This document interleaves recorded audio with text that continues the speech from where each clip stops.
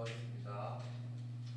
사랑의 주님, 오늘 주일을 맞이해서 또 우리 성도들 한 마음과 한 몸으로 주님 앞에 예배드립니다. 이 세상은 위험하고 소란스러우나 주님께서 주신 이 소망의 은혜로 말미암아 우리가 담대함을 얻고 주님 나라 바라보며 살아가게 하신 은혜를 감사드립니다. 우리 주님께서 주신 은혜로 더욱 사랑하고 주님이 주신 그 소명을 잘 감당할 수 있는 저희들이 될 수 있도록 인도하여 주옵소서. 오늘 또 한 시간을 주님 말씀 가운데 함께하고자 하오니 이 시간 주님의 뜻 가운데로 인도하여 주옵소서. 우리를 구원하신 예수님의 이름으로 기도드립니다. 오늘 말씀은 마태복음 4장입니다. 마태복음 4장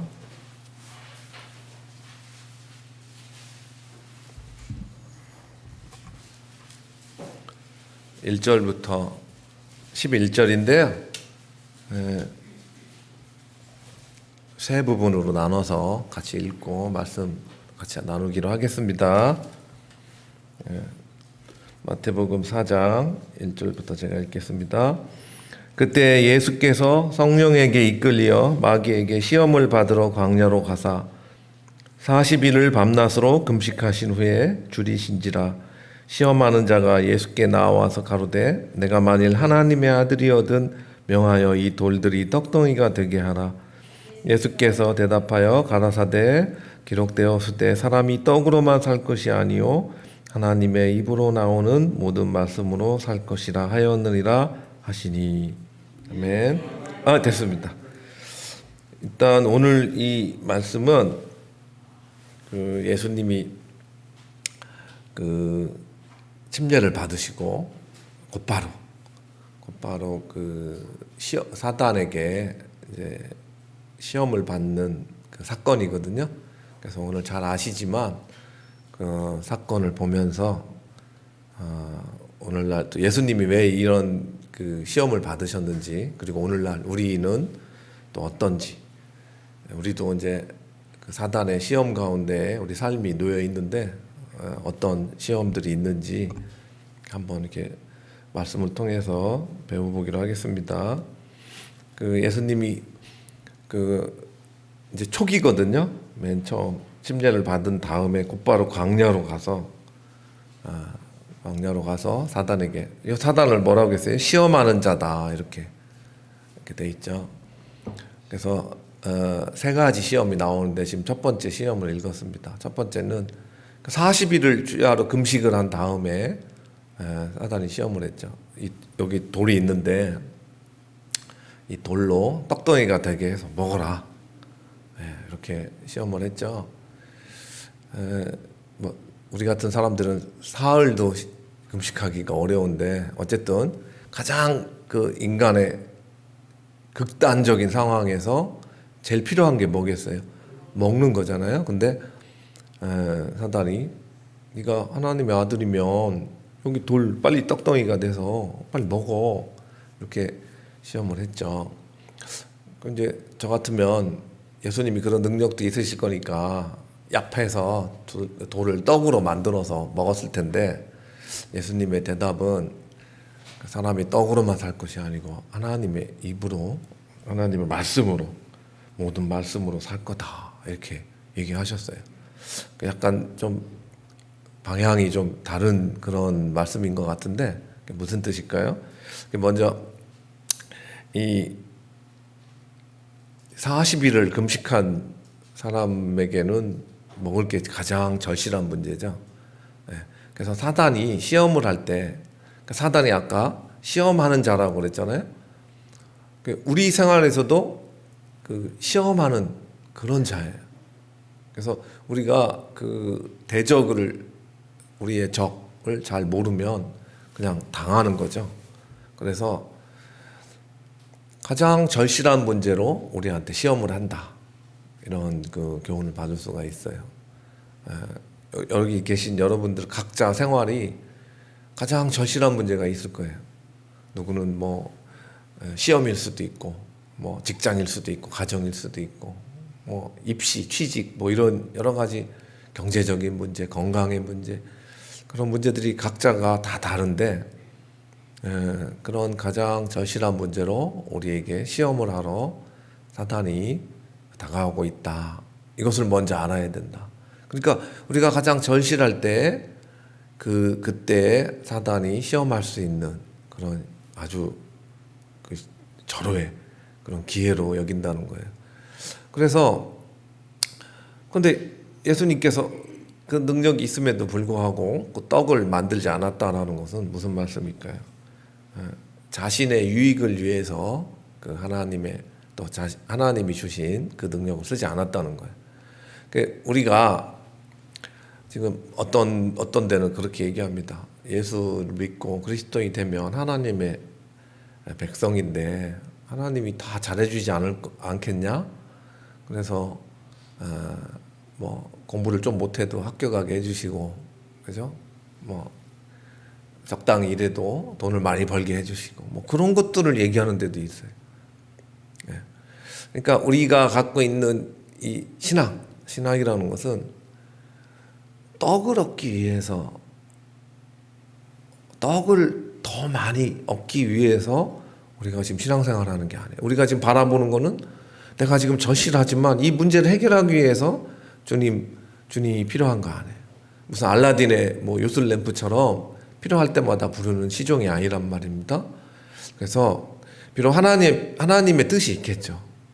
내 어떤 상황이 이 상황을 통해서 하나님이 원하시는 어떤 그게 그 시험을 인내로 견디는 걸 수도 있고, 또 하나님의 뜻대로 그 문제를 해결할 수도 있고, 뭐 그건 하나님의 뜻대로 우리가 맡겨 드려야 되는 건데, 내가 원하는 걸 얻기 위해서 하나님을 부르는 그런 신앙을 우리는 경계해야 됩니다.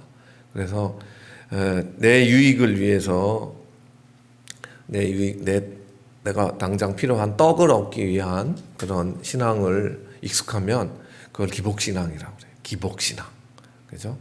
그래서 우리 일상을 통해서 우리가 필요한 것, 우리가 힘든 것, 절실한 문제를 주님께 기도하는 것은 당연하죠. 당연하지만 사실은 그것이 하나님이 떡이 필요 없다는 건 아니잖아요. 무엇이 더 중요하냐? 하나님 입으로 나오는 말씀이 더 중요하다. 이건 무슨 뜻이냐면, 떡은 잠깐 먹으면 또 배고프잖아요. 저녁 때 또 지금 밥을 먹어도, 떡을 먹어도 또 저녁 때 또 배고파. 이건 그냥 그 정도 역할이야. 우리가 이 땅에 살면서 생명을 유지하는 정도의 역할이지, 네가 궁극적으로 네가 구해야 할, 이 세상에서 가장 구해야 할 가장 큰 게 아니야. 하나님께서 우리한테 주시고자 하는 그런 떡은 사실 따로 있어. 그걸 우리 주님이 뭐라고 했어요? 나는 생명의 떡이다. 그렇게 얘기하셨어요. 우리가 주의 만찬 할 때 그 요한복음 읽으시죠? 나는 하늘로서 내려온 산떡이다. 생명의 떡이다. 그래서 우리가 이 땅에서 살면서 먹어야 할 떡이 있고, 영원한 생명을 주고 살아있는 떡, 영원한 생명과 연결되어 있는 그 떡이 있다. 그래서 예수님이 이 말씀으로 물리치신 것은 참된 생명의 떡. 이 세상 사람들은 그 떡을 간구하지만 참된 생명의 떡인 예수님 자신을 또 드러내신 거예요.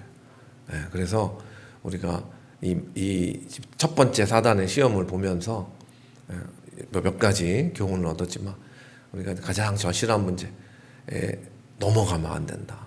거기에서 사실 믿음이 더 필요한 거예요. 그 너머에 있는 참 생명의 영생을 주는 떡, 그것을 더 바라보고, 어떤 면에서는 신앙은 견디는 거죠. 견디는 거예요. 인내라는 게 뭐죠? 믿음이라는 것은 항상 인내라는 친구를 데리고 다니는데, 우리가 이 땅에 살 때 하나님의 백성으로도 살지만 나그네와 행인 같은 그런 사명도 부여받았어요. 그래서 이 땅에 살면서 고난이나 어려움이나 이런 것들이 어떻게 보면 우리 인생이 태어난 다음에 어느 정도 우리가 견뎌야 할 그런 과정이 각자가 다 있어요. 그래서 그런 것들을 너무 거기에 조금 부족하고 어려운 일이 있다 해서 거기에 매몰돼서 뭐 그게 전부인 것처럼 덜덜 떨고 그렇게 하지 말라는 거예요. 하나님 말씀으로 산다는 게 뭐예요? 하나님 말씀 우리한테 약속으로 주어진 거예요. 약속이라는 게 뭐죠?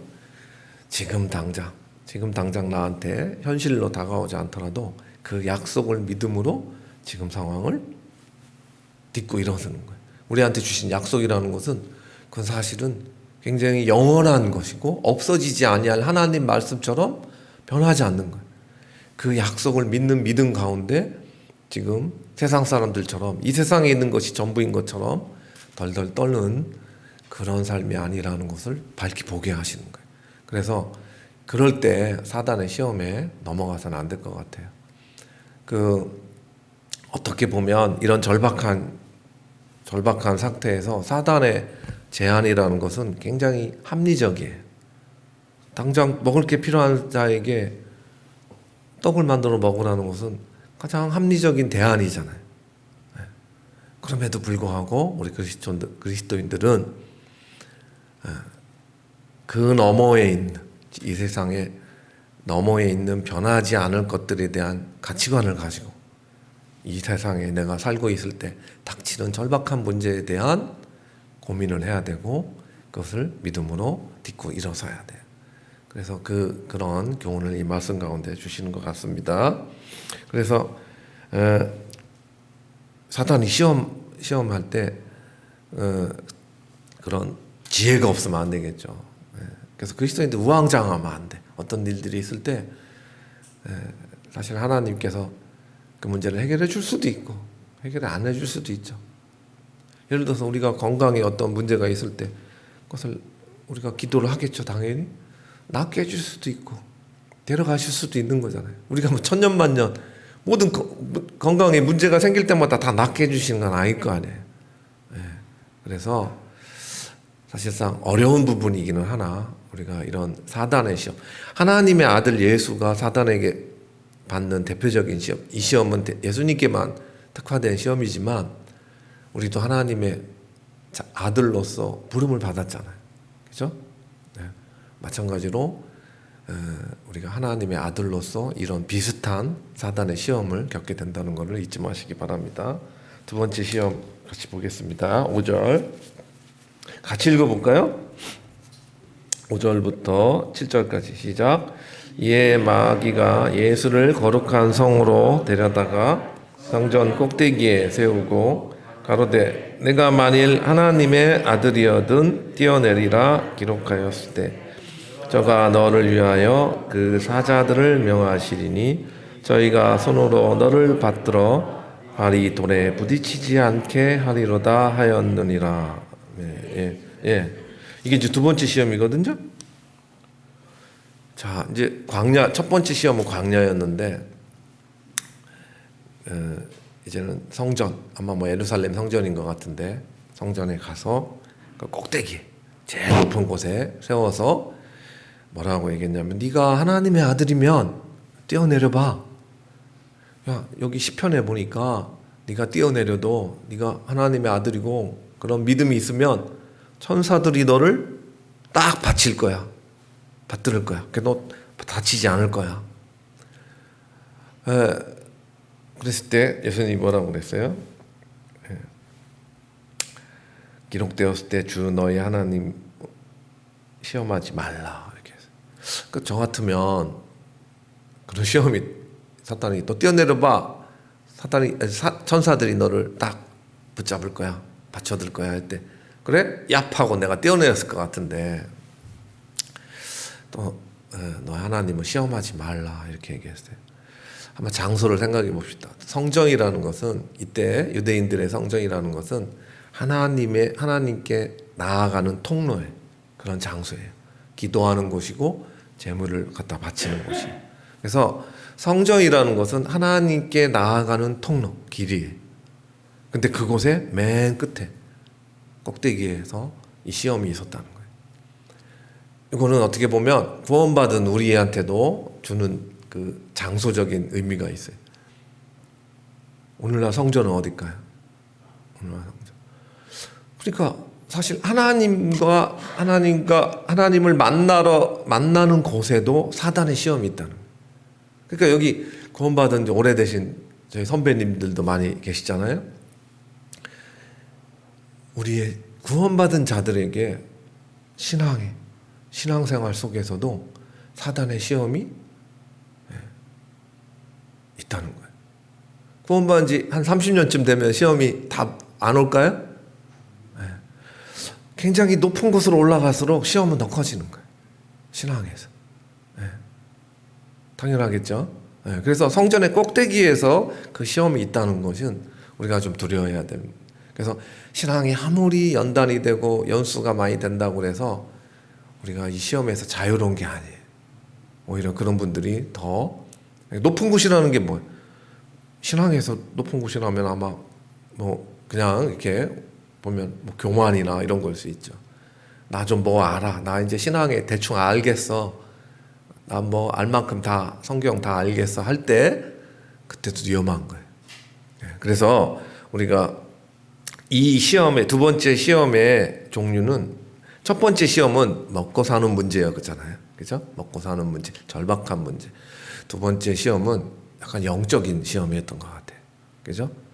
네가 하나님의 아들이면 뛰어내려봐. 근데 사단이 시편에 있는 말씀을 인용했어요.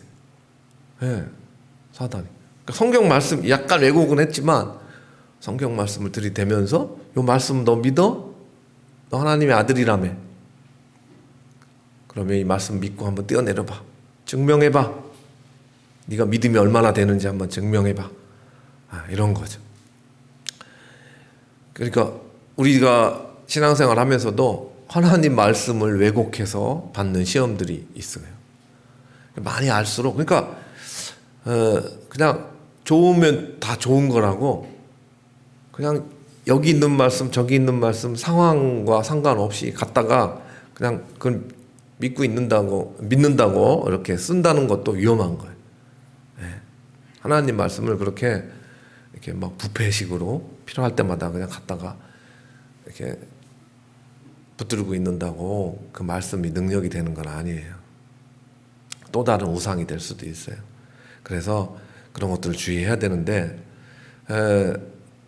저도 이제 그런 거 많이 경험해 봤죠. 하나님 말씀을 그래서 우리가 이렇게 앞에서 말씀을 전하지만 두려운 게 참 많아요.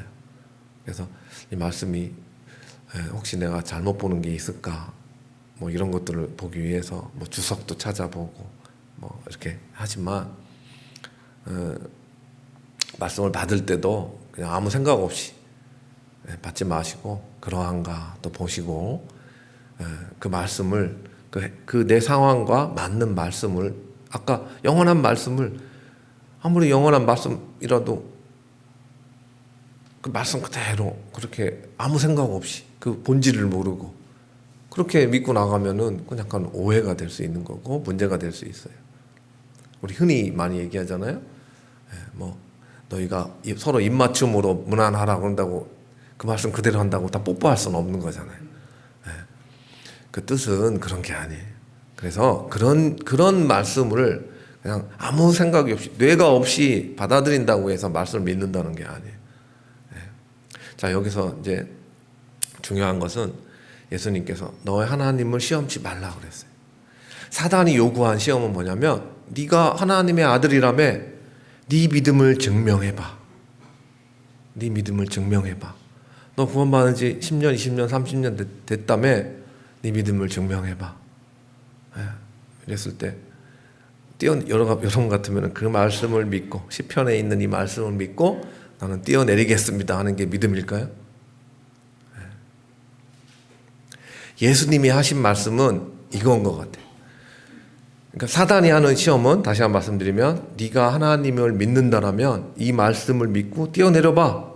이 말씀이 너한테 적용이 되는지 아마 그렇게 사단이 시험한 것 같고 예수님이 너희 하나님을 시험치 말라 하신 것은 나는 여기서 뛰어내릴 필요가 없어. 이런 방식으로 하나님을 믿는다라는 것, 하나님을 신뢰한다는 것을 이런 식으로 증명할 필요가 없어. 나는 이렇게 증명하지 않아도 나는 하나님을 신뢰해. 이 뜻이. 그러니까 하나님을 시험한다는 게 뭐예요? 내가 신앙생활을 하면서 하나님을 시험하는 경우가 있어요. 뭐 하나님이 이렇게 하는지 안 하는지를 시험하는 거예요. 하나님이 내게 이런 일들을 응답하시는지를 시험하는 거예요. 여러분이 큰 병에 걸렸는데 하나님께 기도했는데 병이 낫질 않았어. 그럼 하나님이 나를 사랑하지 않는 걸까요? 하나님이 잠깐 나를 잊으신 걸까요? 하나님이 내게서 등을 돌리신 걸까요?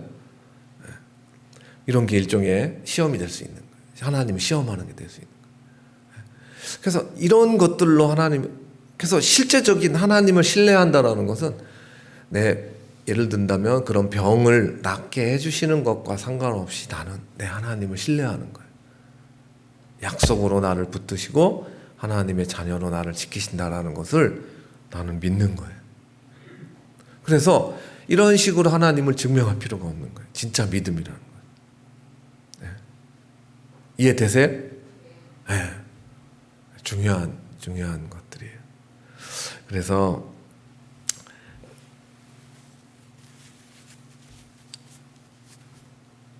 우리가 이런 예수님께 사단이 주는 시험, 이것을 보면서 사실상 우리가 일상생활에서 사단에게 받는 시험에 세 가지 유형이 여기 다 나오는 거예요. 다 나오는 거예요. 그래서 이런 말씀을 하나님을 믿음이라고 하는 것이 우리가 제일 오해하기 쉬운 게 뭐예요? 믿음을 테스트하는 거예요. 테스트. 그런 데서 유혹을 받지 않으시길 바랍니다. 세 번째 같이 읽어볼까요?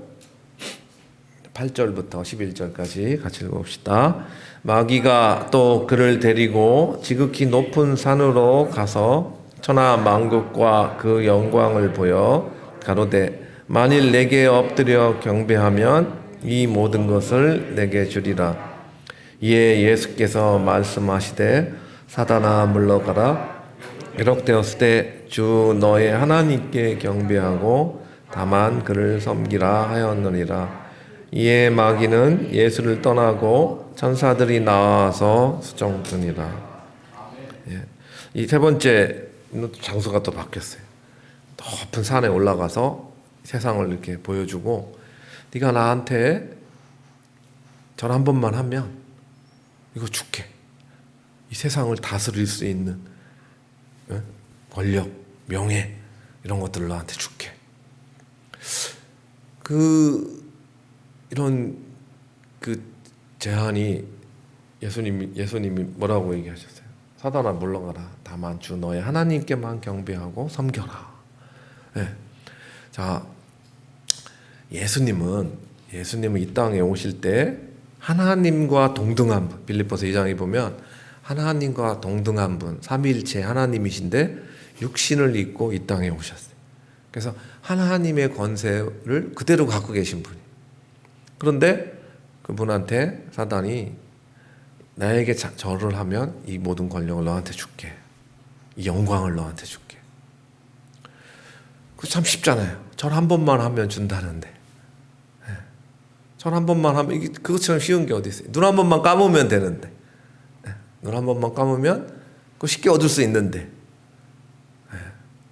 근데 예수님은 아셨죠. 본인이 하나님의 아들로서 하나님과 동등된 분으로서 이 땅에 이 종의 형체를 입고 이 땅에 오신 이유를 아신 거죠. 내가 이 땅에 온 이유, 내가 지금 이 땅에 살고 있는 이유, 존재의 의미, 그게 뭔지를 정확하게 알면 이 사단의 유혹에 이길 수 있는 거예요. 예수님은 하나님의 영광을 얻으실 분이지만 이렇게 사단에게 쉽게 절 한번 하고 그 영광을 얻으시기 위해서 이 땅에 오신 분이 아니죠. 이거는 어떻게 보면 사단이 유혹한 거는 지름길을 얘기하는 거예요. 지름길. 예수님이 이 땅에 오신 것은 십자가를 거치셔야 됐어요. 예수님은 그걸 아셨어요. 그 고난과 고통과 죽음의 길을 그분이 직접 겪으시고 그 죽음을 이기고 부활하셔서 받으실 영광, 그게 예수님이 이 땅에 오신 사명이었고 존재의 의미였어요. 그걸 예수님이 알기 때문에 이 땅에 한번 사탄에게 한번 절을 하고 값싸게 쉽게 지름길로 고통 없이 고난 없이 얻을 수 있는 이 영광이 아니라는 것을 예수님은 아셨어요. 그렇기 때문에 예수님은 뭐라고 했어요? 하나님만 섬겨라, 하나님께만 예배해라, 하나님께만 경배해라. 그 하나님이 주신 그 사명, 하나님이 주신 내 삶의 의미. 그래서 이거는 세상을 보여줬다는 겁니다. 우리가 이 땅에 살면서 제일 큰 유혹이 뭡니까? 영광을 내가 받으려는 유혹이잖아요. 재물을 좀 더 많이 얻고, 명예를 좀 더 높은데 명예를 얻고, 남들보다 내 능력이 더 뛰어나다는 것을 보여주려고 하고, 내가 가진 것을 더 자랑하고 싶고, 그게 굉장히 그 본능처럼 굉장히 그 세죠. 근데 이것을 하나님이 주시면 우리 각자에게 주시는 분량이 다 다르겠지만 하나님이 이것이 최종 목적이 아니잖아요. 최종 목적이 아니에요. 내가 이 땅에 살고 있는 게 내가 영광을 얻고 내가 더 가지고 내가 더 높아지고 자랑하기 위해서 이런 것들을 주신 게 아닌데 이것을 얻기 위해서 올인한단 말이에요. 그리고 이 방법들이 사단에게 한번 절하고 내가 한번 사단에게 눈 한번 감고 그것을 얻을 수 있다라면 그렇게 시험에 넘어가면 안 된다는 거예요. 아까도 처음에 얘기했지만 우리는 나그네와 행인이 된 자로 부르심을 받은 이 땅을 나그네가 뭐예요? 목표를 향해서 걸어가는 거예요. 그냥 쉴 곳이 없는 거예요. 얼마나 힘들겠어요. 그러나 가는 거예요. 나그네는 그 목표를 향해서 가야 하는 그 사명을 받은 거예요. 그래서 우리 그리스도인들이 이 땅에서 존재하는 이유, 내가 지금 이 땅에서 왜 살지? 만약 여기에서 내가 헷갈리면 아까 처음 말한 대로 세상 높은 곳에 가서 그 영광을 쉽게 얻으려는 그것이 내가 목표가 됐다면 이렇게 가겠죠. 사단의 유혹에 넘어가는 거예요. 그러나 내가 지금 이 땅에 존재하는 이유가 주님이 내게 주신 그 이유가 다만 그를 경배하고 그를 섬겨라. 이게 무슨 뜻이에요?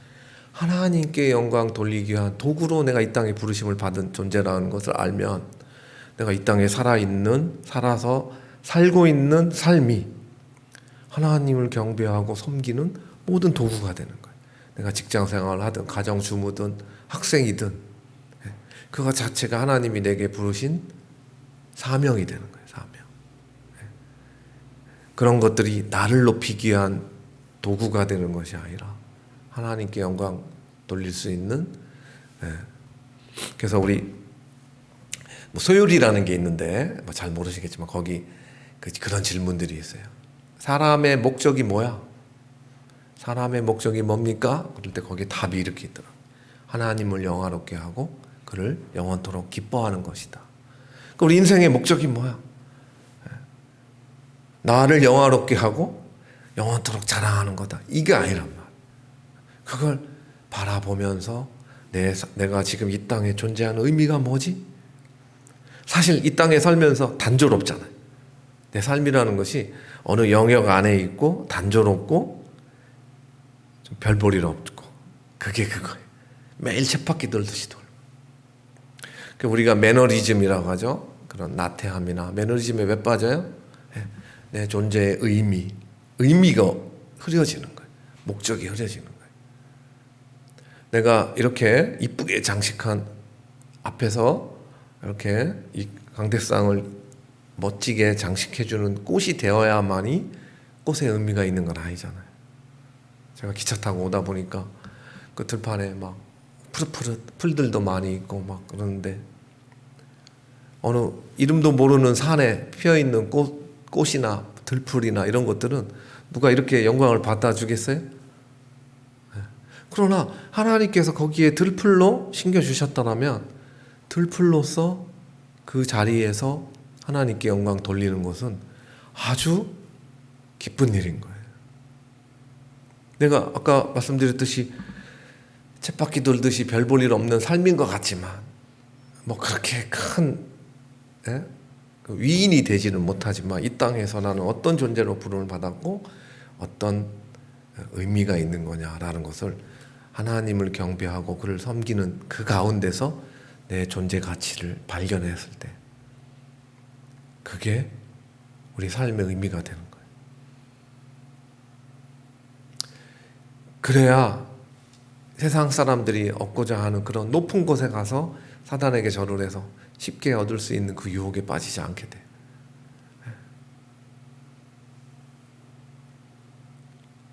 요즘 보니까 제 주위에 동료들이 세 가지에 빠져 있더라.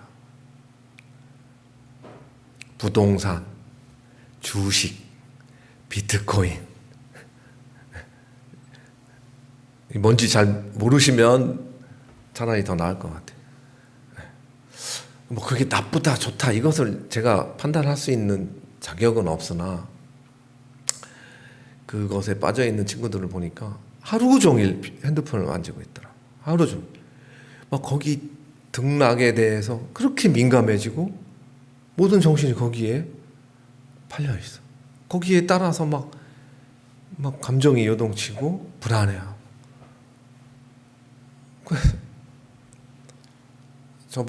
저보고 저는 뭐 하시냐고 해서 나는 첫 번째 돈도 없고 그리고 이건 관심도 없어. 그러니까 저보고 시대에 눈을 떠야 되는데 잠자고 있다고. 그래서 제가 그때 그 생각을 딱 했어요. 잠자고 있어? 예. 그들이 볼 땐 저한테 잠자고 있다는 거예요. 예. 그런데 내가 볼 때는 그들이 잠자고 있는 거예요. 예. 주식 하지 말라는 건 아니고요. 돈이 있으시면 하세요. 저 돈이 없어서 그거는 모르겠는데 어쨌든 누가 잠자고 있는 거지? 그 생각이 확 들어요. 사실 저는 잠자고 있기 때문에 자세히는 몰라요. 그런데 우리가 성경에 그런 자들을 마지막 때에 그런 잠자는 자들이 되지 말라라고 얘기하는 잠자는 것은 그런데 눈을 못 뜨고 있는 것을 얘기하는 게 아니에요. 그거를 정신 차려. 그래서 옆에서 막 얼마 벌었네 해도 귀도 안 들어와. 그건 네 복이지. 네 복이야. 괜찮아 나 뭐 어차피 난 이 세상에서 부자로 은혜 주실 것 같진 않아. 난 만족해. 행복해. 근데 내가 진짜 원하는 거는 좀 시대에 깨어 있었으면 좋겠어. 이 말씀 앞에서 니들이 막 그 세상 거기에서 갇혀 있는 그 시야를 나는 더 높은 곳에 더 넓게 난 보는 눈이 있었으면 좋겠어. 내 인생을 갇혀서 노예처럼 정신이 노예처럼 팔려서 사는 삶이 아니라 그 너머에 있는 진짜 삶의 의미, 진짜 내 부르심의 의미를 나는 보면서 살았으면 좋겠어. 그게 제가 원하는 거예요. 여러분도 그러신가요? 네.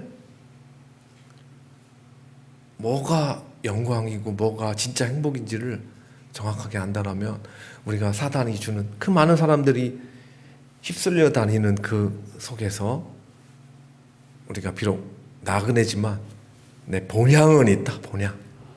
본향은 내가 명확하게 알아. 그럼 가야 되는 거죠. 뭐 좀 힘들게 가더라도 좀 남들이 볼 때는 부실하게 보일지 모르고 뭐 없이 보일지 모르나 그게 크리스찬들이 가질 수 있는 담대함이라 믿음의 담대함. 그것이 내가 뭐 잘나서 받은 게 아니라 하나님의 은혜로 받은 것이고 하나님의 은혜 안에서 내 존재의 가치를 확인하는 거. 그래서 이 세상 사람들은 가지고 있는 것들, 명예, 권력, 자랑거리, 소유물로 자기를 평가하지만 그리스도인들은 그것으로 평가해서는 안 돼. 내가 지금 하나님 앞에서 평가받는 것은 그런 것들로 하나님이 인정해 주셔서 날 평가하는 게 하나도 없어요. 하나님은 날 사랑하시는 존재, 나를 기뻐하시고 나를 구원하시는 그 존재로서 나를 평가하시기 때문에 내가 존귀함을 얻는 거지.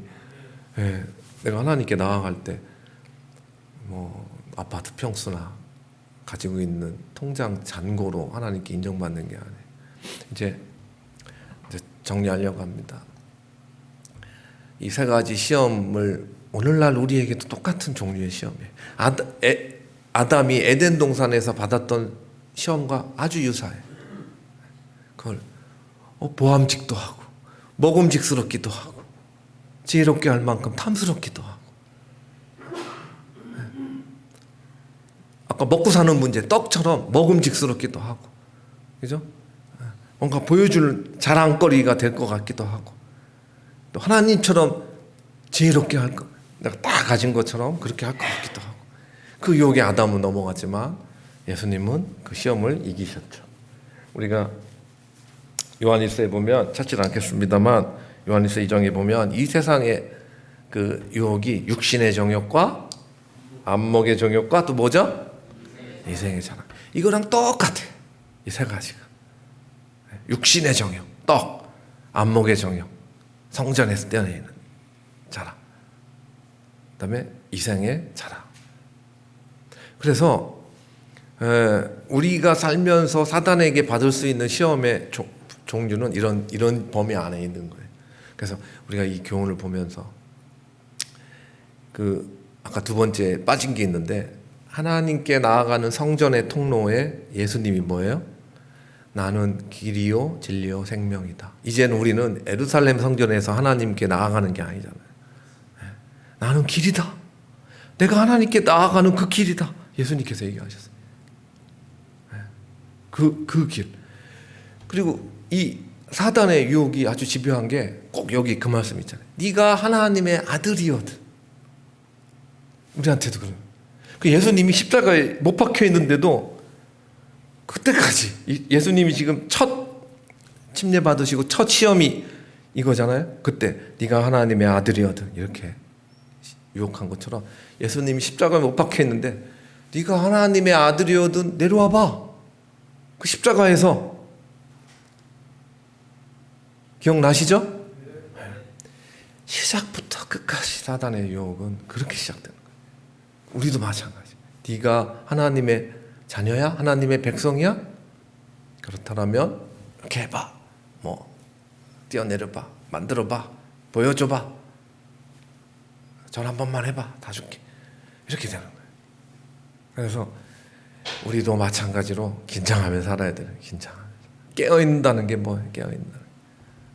우리가 혼자 사는 게 아니고 반드시 이 사단이라는 존재가 있다는 것을 잊지 말아야 돼요. 이 사단은 하나님을 대적하는 자지만 하나님의 백성을 대적하는 자예요. 그래서 깨어있다는 건 뭐예요? 눈을 뜨고 있다는 거예요. 뜨고 있다. 잔다는 건 뭐예요? 눈을 감고 있다. 못 본다는 거예요. 눈을 뜬다는 건 뭐예요? 보이는 거예요. 사단의 활동이 보이는 거예요. 어떤 식으로 내 삶에서 나를 유혹하는지를 보는 거예요. 이해되시죠? 네. 그래서 오늘 이 말씀은 이렇게 정리해야 될 것 같아요. 자, 이제 한 구절만 오늘의 이 마태복음 4장에 있는 예수님의 사단의 시험을 오늘날 우리 구원받은 자들에게 어떤 교훈을 주는 말씀인지 한 구절 봅니다. 베드로전서 5장 8절. 베드로전서 5장 8절.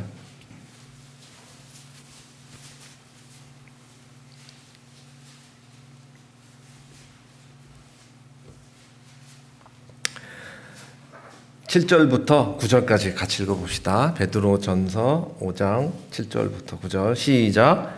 너희 염려를 다 주께 맡겨버리라. 이는 저가 너희를 권고하심이니라. 근신하라 깨어라. 너희 대적 마귀가 우는 사자같이 두루다니며 삼킬 자를 찾나니 너희는 믿음을 굳게 하여 저를 대적하라. 이는 세상에 있는 너희 형제들도 동일한 고난을 당하는 줄을 압니다. 네. 아멘. 이 말씀 아멘 하십니까? 네. 잘 아시는 말씀인데 요약이에요. 요약. 네. 사실 우리가 살면서 걱정할 게 많은데 저도 이 앞에서 걱정하지 마십시오. 하나님이 다 해결해 주실 겁니다라고 얘기는 못 하겠어요. 제 자신을 보니까 뭐 다 해결해 주시는 것 같지는 않고 다른 방식으로 해결해 주시는 것 같기는 해요. 어쨌든 우리가 염려가 있을 때 헤매지 말고 알아야 할 건 뭐냐면 너희 대적 마귀가 우는 사자처럼 삼킬 자를 찾으러 다닌대.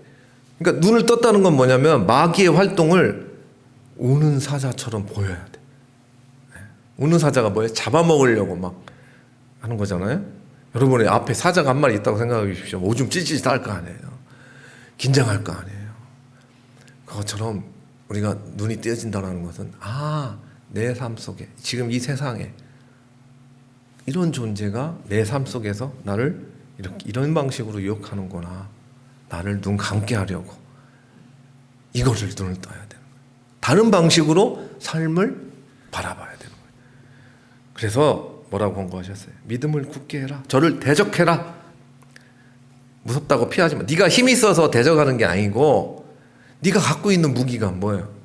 약속의 말씀. 그래, 뭐 나는 약해서 좀 넘어질 수도 있고 그럴 수 있지만 나는 내 하나님 말씀을 힘입어서 그 나라에 가는 그런 존재야. 그런 존재. 대적하는 거야. 그러면 너를 피한다고 했어요. 그래서 우리가 이렇게 매 주일마다 말씀을 다시 배우고 또 되씹고 하는 이유가 뭡니까? 우리 그렇게 쉽게 잊어먹고 또 쉽게 넘어가요. 누가 사단의 시험에 안 넘어갈 수 있는 사람이 없죠. 그러나 이 능력이 우리한테 있는 게 아니에요. 첫 번째로 뭘 믿어야 되느냐? 하나님께서 우리를 보호하고 계신다. 하나님의 사랑에서 끊어뜨릴 수 없다. 이처럼 강력한 그게 어디 있어요? 그래서 그 말씀 믿고 언제 주님 오실지 모르겠고 또 여러분이 어떤 고난을 받고 있는지 잘 모르겠지만 여기 마지막 말씀처럼 세상에 있는 모든 형제들도 동일한 고난을 받고 있어요. 우리 각자가 다 각자의 사정이 다 있어요. 그 안에서 힘내시고 믿음을 더 굳게 하시고 서로 위로하는 가운데서 뜨겁게 사랑함으로 주님 오실 날까지 인내로서 견디면서 함께 갑시다. 기도합시다. 우리를 사랑하시는 주님, 주님께서 사탄에게 당하신 3가지 시험을 통해서 우리가 이 땅에 살아가는 모습을 봅니다. 주여, 우리가 참으로 약하고 연약합니다. 그러나 주님께서 주신 그 약속으로 말미암아 우리가 이 믿음으로 나아가고자 합니다. 사탄의 위험에서 지켜주신다는 주님의 말씀을 믿고 그 나라에 인도하시겠다는 그 말씀을 믿으며 우리가 이 나그네의 삶을 담대하게 살아가길 원합니다. 또 이 땅에 주님께서 주신 그 소명을 잘 감당할 수 있는 저희들이 되기를 원합니다. 주님께서 인도하여 주시고 이끌어 주옵소서. 이 시간을 감사드리옵고 우리를 구원하신 예수님의 이름으로 기도드립니다.